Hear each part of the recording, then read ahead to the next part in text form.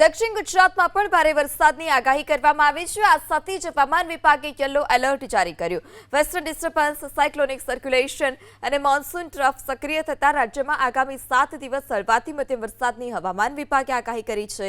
આજની વાત કરીએ તો દક્ષિણ ગુજરાતના નવસારી, સુરત, વલસાડ, તાપી, ડાંગ સાથે સંઘ પ્રદેશ દમણ, દાદરાનગર હવેલીમાં વરસાદને લઈ આગાહી કરવામાં આવી છે।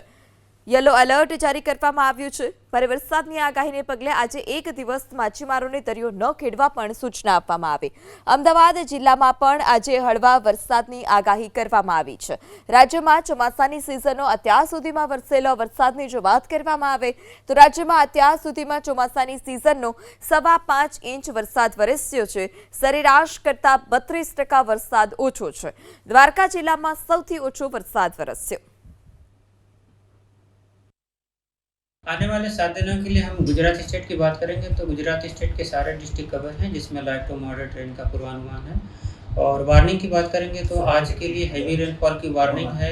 जो डिस्ट्रिक्ट है जहां पर हैवी रेनफॉल की वार्निंग है वो डिस्ट्रिक्ट है सूरत, नवसारी, वलसाड़, दमन, दादरा नगर हवेली और तापी और डांग डिस्ट्रिक्ट शामिल है जिसमें हैवी रेनफॉल की वार्निंग और साथ में येलो अलर्ट है आज के लिए। और फिशरमैन वार्निंग की बात करेंगे तो आज के लिए फिशरमैन की वार्निंग है नॉर्थ गुजरात कोस्ट के लिए। और अहमदाबाद के लिए आज लाइट टू मॉडरेट रेन का पूर्वानुमान है।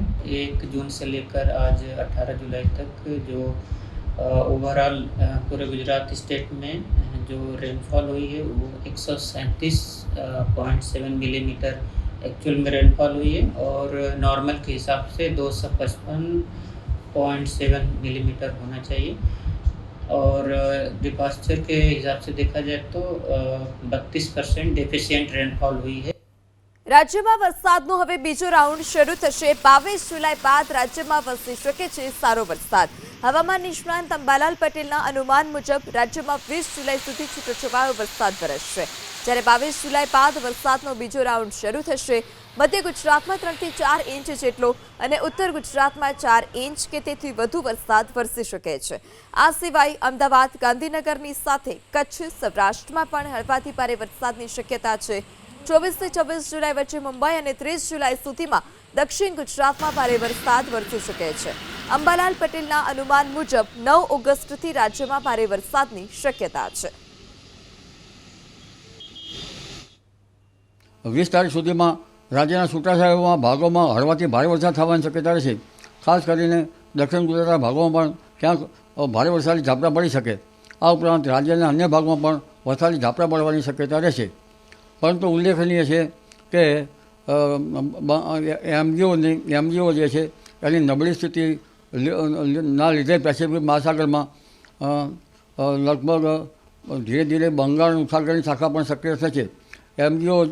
એમજીઓની દરખાસ્ત જ્યારે પૂર્વ આફ્રિકા તરફ થશે ત્યારે પણ કંઈક વરસાદની સ્થિતિ સારી રહેવાની શક્યતા રહેશે।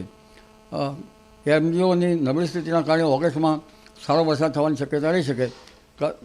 જો એમજીઓની એટમોસ્ફિયરિક વેવની લગભગ સ્થિતિ હિન્દ મહાસાગર તરફ આવે તો પણ એટલે હવે ધીરે ધીરે વરસાદ થવાની શક્યતા રહેશે।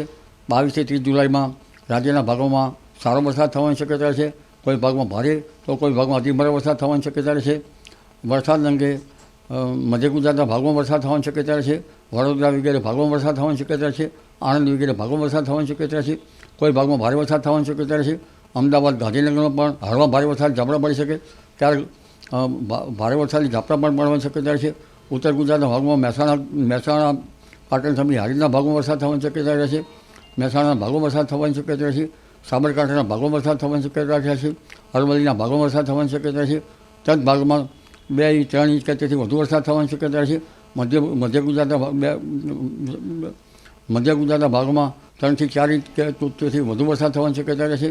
પંચમહાલના ભાગોમાં ક્યાંક ભારે વરસાદ થવાની શક્યતા રહેશે અને કચ્છના ભાગોમાં પણ ભારે વરસાદ થવાની શક્યતા રહેશે। ઉત્તર સૌરાષ્ટ્રના ભાગોમાં વરસાદ થવાની શક્યતા રહેશે। આ ઉપરાંત દ્વારકાના ભાગોમાં પણ ક્યાંક વધુ વરસાદ થવાની શક્યતા રહેશે। પોરબંદરના ભાગોમાં પણ ક્યાંક વધુ વરસાદ થવાની શક્યતા રહેશે। જામનગરના ભાગમાં હળવો ભારે વરસાદ થવાની શક્યતા રહેશે। સૌરાષ્ટ્રના અન્ય ભાગોમાં પણ હળવા ભારે વરસાદ ઝાપટા તારીખ 26-27થી આવી શકવાની શક્યતા રહે।